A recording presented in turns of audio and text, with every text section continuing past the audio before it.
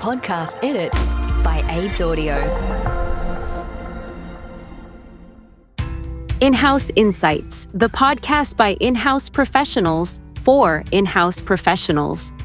Hi there, everybody, and welcome to the iHack podcast. I'm your host, Abby Blackmore, the head of iHack, and this is our very first podcast, so I'm super excited to be here.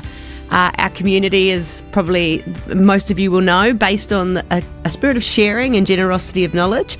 So this is really the next generation of that, and I'm super excited to introduce what I will call our first guest, but he's probably going to be our recurring expert, my chairman, friend, colleague, and fellow iHack enthusiast and in-housing specialist, Chris Maxwell. Hello, Abby. Hello, everyone. How are you? Yeah, very good. I'm very excited. If anyone that knows us knows that you put two of us in a room and the chat doesn't stop. So it's really nice to be recording this to send out to everybody. As I mentioned, you're the chairman of iHack, but you also run a company called Lucian that focuses on specializes in helping brands in-house and bringing in-house agencies into their marketing ecosystem and marketing transformation generally. So I thought it was a good place to start, to just maybe let you introduce yourself, and you'll probably do a better job than I will, even though I know you pretty well by now. So tell us a bit about yourself, your history, and how you came to get involved in the in-housing community. Thanks, Abby. I'd love to. And it's super exciting that we've gotten to this point within our iHack community where we're launching a podcast. Super fun. Let me give you a little bit of backstory, I guess, to the In-House Agency Council. That's what iHack stands for. And about 4 years ago, which you guys remember, there was a big thing called COVID in the world 4 years ago. And during that time, I was in the process of launching a business called Lucian. And we were working with a bunch of clients in Australia who have in-house agencies, brands like Sportsbet and UE Insurance and Optus and other brands, MYOB, for example. And at the time, the leaders of those in-house agencies were dealing with challenges like, how do we manage a hybrid working environment, or how do we manage teams remotely, or what kind of tools and tech are we using to connect our team when no one's actually in the office anymore? Remember, the world went through a pretty big change during that time, and I had the privilege of seeing what all of these different leaders were able to do, and observing that the team at Sportsbet were doing really interesting things that maybe the team at Optus could be implementing, or the team at MYOB were doing interesting things that the team at UE could be implementing. And I thought, wouldn't it be beneficial if we got these people together and actually had them learn from each other? And so the first step along that path was actually bringing a small group of people together. And, the first three people on the call were Tim Hernardi at Sportsbet and Belinda Watson at MYOB and Michael Sinclair at Optus and myself. And we jumped on a call, and just like this, on a sort of a Zoom call back then, and we started talking about our in-house agency capabilities, our creative teams and our operations and our media and our production capabilities and how we were managing the teams.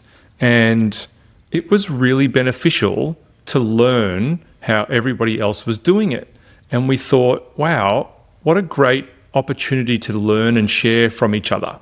And that was what we would now come to be seen as the first official iHack meeting. It was kind of an unofficial meeting at the time, but from little things, big things grow. And 4 years later, iHack has become a really genuine and verified industry body in the APAC region, supporting brands and businesses and people who have in-house capabilities to learn and connect and share with each other.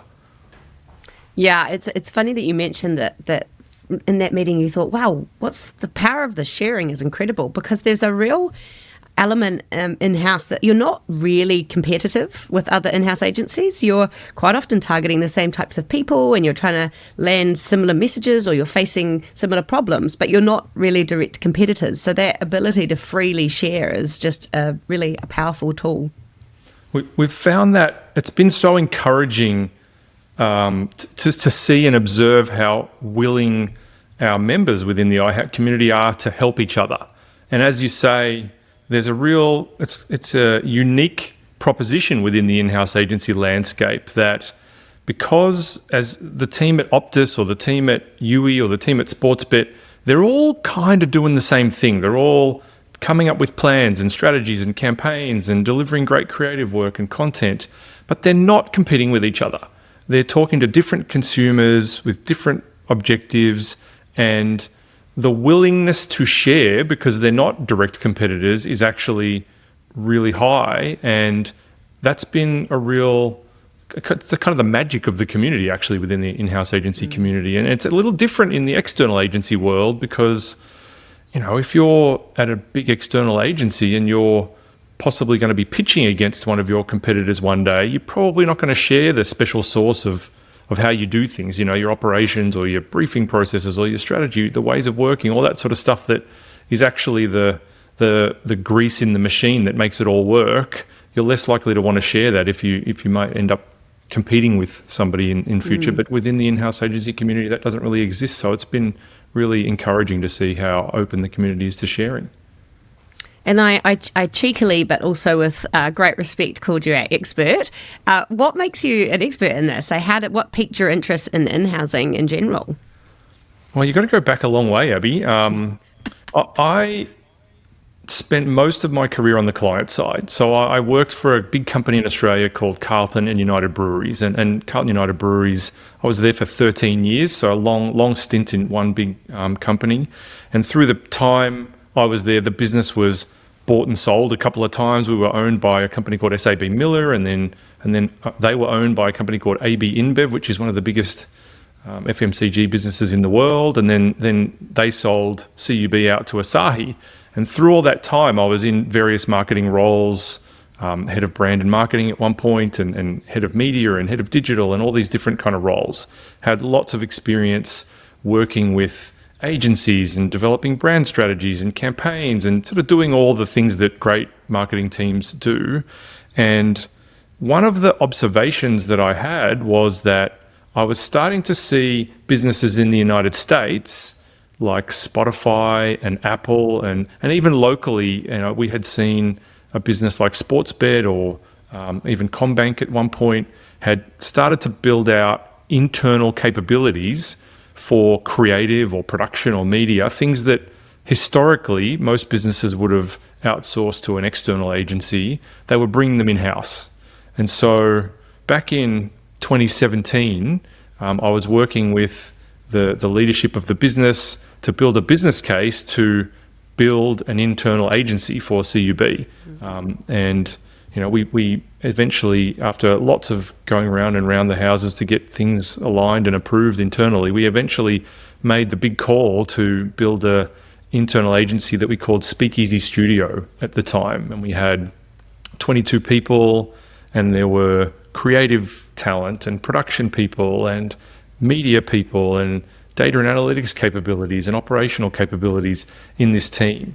And we went from being really reliant on external agency partners to having some of that capabilities inside the business. And it really opened my eyes to how much better that was, how much faster it was, and how much creativity and innovation and agility that brought to our business. And ever since then, I've been a real convert to the whole in-house agency world. And that's what led to me leaving CUB at 2020 and going out and founding Lucian, which is a business that helps brands and businesses build these internal capabilities, and also led to the founding of the In-House Agency Council, which I'm so glad that you're now in charge of. Yeah, it was definitely one of the things that drew us to working together, wasn't it? Is that real passion for in-house. And I think that joint experience of being on the coalface, like actually doing it. So anybody who's ever sat through an iHack onboarding with yours truly will have heard my origin story. But I love to tell it because I think it really speaks to why I'm here and why I'm so passionate. And also tip of the hat to Chris for recognising that passion and getting me to get involved. But I was actually a very active member of iHack. I had come back from London running agencies for many, many years, design agencies, fully integrated creative agencies, and in that real sort of operations and production lead and client service lead role. And I came back to Australia and I just thought, this in-housing thing is fascinating. It's quite established in the UK. And I was like, I really want to give it a crack. So I joined Dulux Group again February 2020 when the little COVID thing was happening, and was tasked to set up and grow and form a really interesting in-house agency model for them, and I loved it. I just saw so much of the power of it, the speed to market, that the work could be really like on brand because you know the brand and you love the brand, but also the people element of it was so exciting because you're working with your friends and your colleagues and your customers, and you've got the same North Star. You're searching for the same KPIs, and you're really on the journey together. And there's just something so exciting about that for me. But then I could see, I'm not one to shy away from negative points either. It can be a bit isolating in-house. And my team are like, we go to marketing conferences and it's not that relevant to us, or if it is, like, we can't get budget to go, or we're like, but so we're really feeling isolated, and you might be the only copywriter surrounded by people that create paint for a living. So I joined iHack and became a very active member. Chris is always like, you're very engaged. I think that just meant mouthy. I kept trying to tell him what to do. And eventually, in his infinite wisdom, said, stop telling me what to do and just come and do it. And so that's how I ended up here as head of iHack. And it's just great. Like, it's such a passion project for me. I really believe in the power of the collective. I believe that a rising tide floats all boats. And I think my good friend who's an in-house agency leader, Gemma at Telstra, said to me once, this is one of the largest collective of independent agencies. And I was like, oh yeah, like if you think about it that way, that's just incredible. So yeah, it's a really fun thing to be a part of, and I'm super excited to take it to a broader audience. I have to give you my backstory to that, Abby, because you did a good job of telling your backstory. But you're right. I do often say you're one of our most engaged members, but I can kind of remember when we first met and you were working at Dulux and I was bringing you into the iHack community. I was, at the time, I think I was running iHack kind of by myself. There might have been one person helping out, but I remember thinking, gosh, this lady has so much energy and passion for this thing. Geez, it would be great if she could get more involved and help. And then, you would come to all the meetings, and at the end of the meeting, you'd be pinging me emails going, hey, we should do this. And what about that? And I thought, just get over here and help. And then, when the opportunity came to bring you over to help lead iHack, I just thought there's no one better in the industry to do that with somebody who's not only got all the passion and energy, but who's someone who's done it, right? I think it's really important to be able to speak from a perspective of lived experience in this space. It's not going and building and running an in-house team. It's not the same as working at an agency. There are some similarities for sure, and there are real common skills and common capabilities, but equally, there are things that you'll learn by going inside and working inside a big corporate building that has sometimes bureaucracy and silos and things to navigate that, it's been really beneficial to have somebody with your experience come over and help lead the charge. And, it's going from strength to strength. So thanks for coming over. Oh, that's lovely. I do think we're a great duo, because I always used to say until I went in-house, I was marketing adjacent, and now I have really got to know the marketing discipline and magic of it, and you are so well-versed that it's fun to work with you. So the feeling is very mutual. But yeah, so I guess what do we want to get out of this podcast? Like we decided together to start it, and we thought, we've seen people sharing their stories and watching them do that on stage at events like our summit or in member meetings. We've seen the power of that. So why are we taking it out into the podcast or the vodcast universe? Well, there's two answers to that. One of them is because our board has been telling us to do this for 3 years, and we finally got our shit together and decided to do it. So that's the first answer. But the other answer is, that the reason that iHack exists, the reason that you and I are so passionate about growing and building this community, and that's really what it is. It's a community of really talented people who have gone in-house to do creative work or production or media or whatever the roles happen to be. The reason that we're so passionate about championing that industry and those people is because there's so many really talented people who are doing this, and they don't get a lot of recognition. And there's the iHack Awards that we've chosen to put on for the last 3 or 4 years now, which helps showcase the work.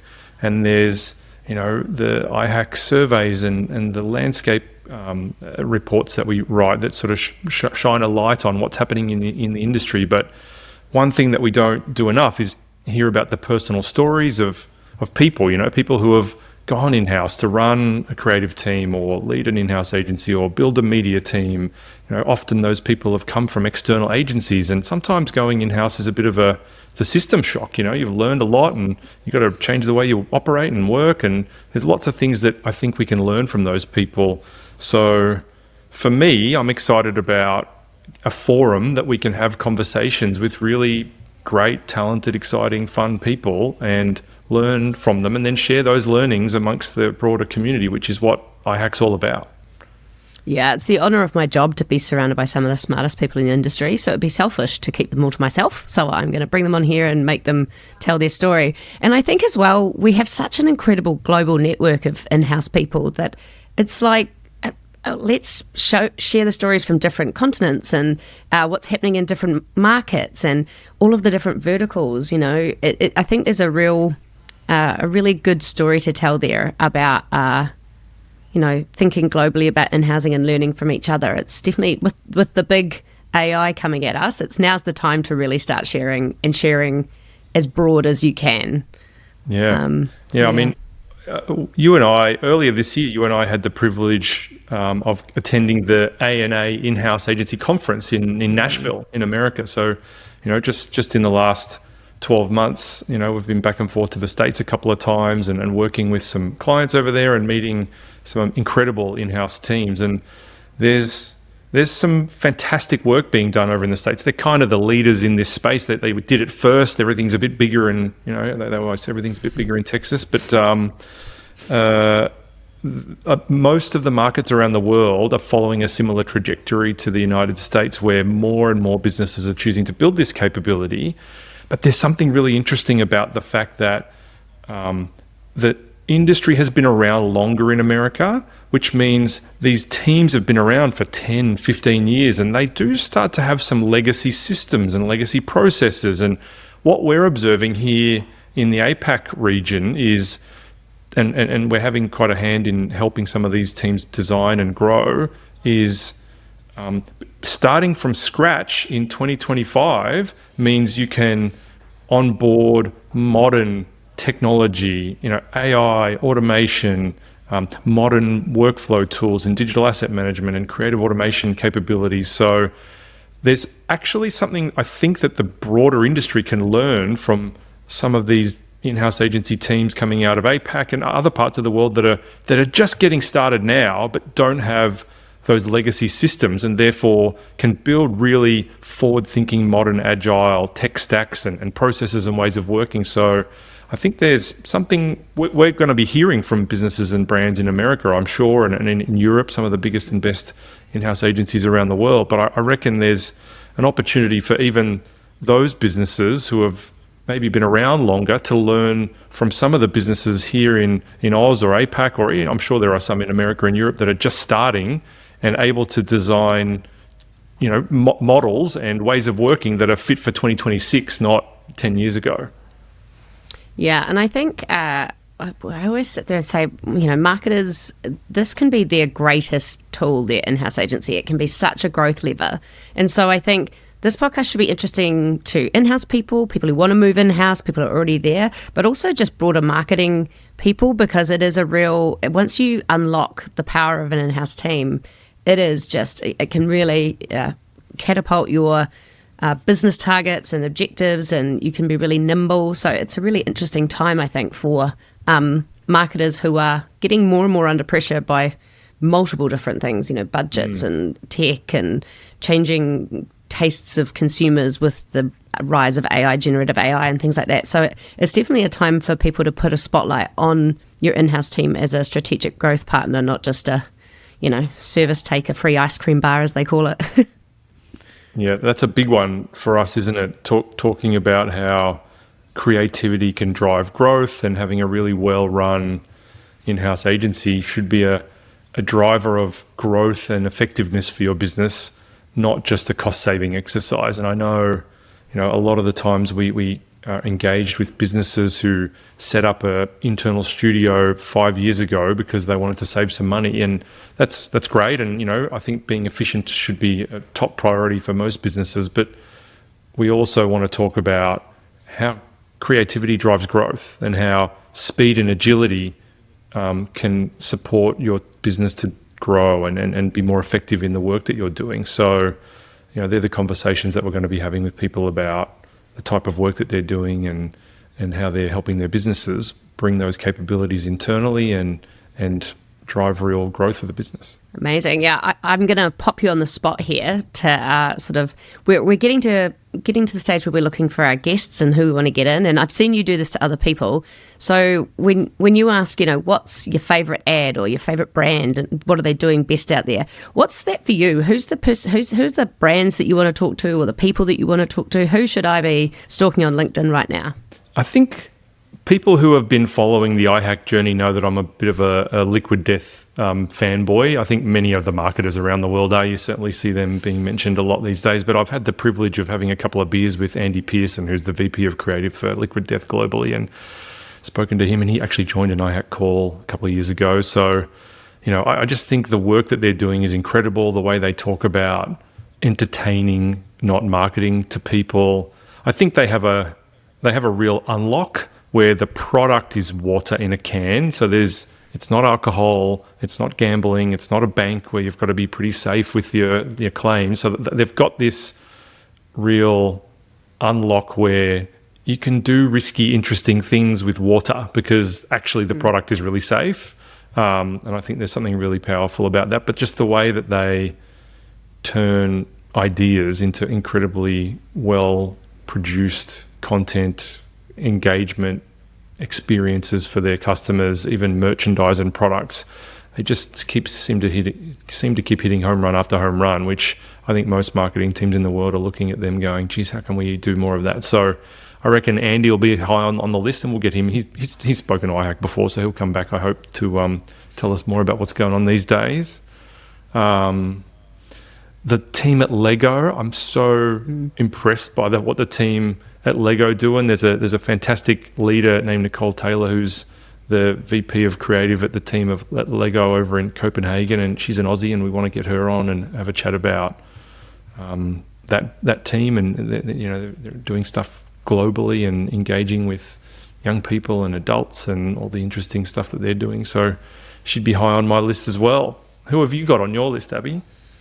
I'm a funny one. I come at it, I just love, me, I love the creative operations of it all. So I love talking to people who are on a journey, because anybody who's ever met me know I bang on all about, remit. And the most successful in-house agencies, the ones who know who they are and they know what they want to be for their internal stakeholders, and they go at it like a bull in a china shop. So I think for me, it's people that have stopped and said, this is not, this is either not where we were planning to go, or they've said, we've got a vision, we're going to sit down and map it properly with our stakeholders. So, locally, that's definitely the Telstra crew and CommBank have been really mindful about that. I've got a soft spot for anything that UE tells us as well. So there's some of my some really interesting ones that are on journeys down here. So I love that from here to here, and how did you get there, and what did you learn, and even the fails are fun. I love getting under the hood of where something went completely off piste. But I love a lot of the UK brands as well, because again, creative operations wise, they started a little bit later than the States, but they did it very mindfully. So they've got some really slick engines over there. But yeah, I just like funny people as well, people that tell us good stories. So I'm really keen to meet Andy as well. He shaved half of his face. He's my kind of vibe. So yeah. Well, I'm excited. We're excited to get this thing going. Yes, I'm very pumped, and I, you and I have had many meetings where we come in to chat about something, and then we end up talking for ages about in-housing. So this is just us doing that on record, and I'm super excited about it, because it's just such a passionate topic for both of us, and I think it is. I've said it before, and I'll say it again. It is such a game changer in the industry, and I think it's a game changer for marketers. And there's so many cool people doing such cool stuff that it's just a real honour to shine a light on it. So yeah, I better get cracking and find us some guests, lock some guests in. Let's go get some guests.